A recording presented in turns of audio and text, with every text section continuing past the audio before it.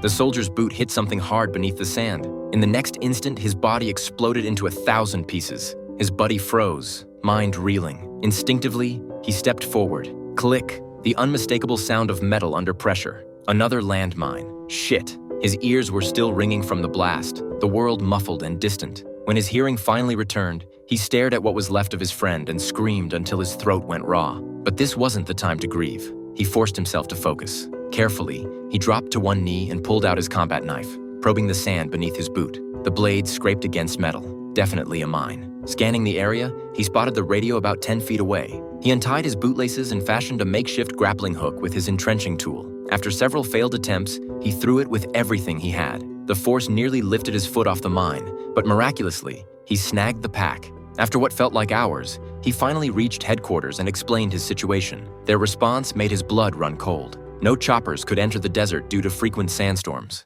Ground rescue would take 52 hours. He set his watch timer, 52 hours in 113-degree heat. The odds weren't good. When hunger became unbearable, he ate his last piece of beef jerky and took 2 swigs from his canteen before it ran dry. Then a breeze picked up. He turned his head and his heart sank. A massive sandstorm was rolling in. He quickly shouldered his pack for extra weight and jammed his rifle into the ground as an anchor.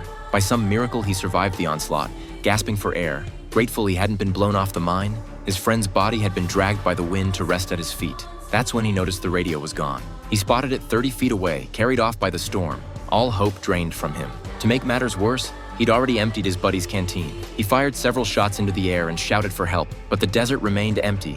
Hours passed. The sun blistered his face until skin peeled away in sheets. Desperate, he tried to drink his own urine, but gagged on the acrid smell. Then he saw her, a little girl approaching with strange, uneven steps, carrying a water bottle. He grabbed it and drank greedily. He tried to thank her, but she didn't understand. She pulled out a toy soldier, and he found one in his own pocket to show her.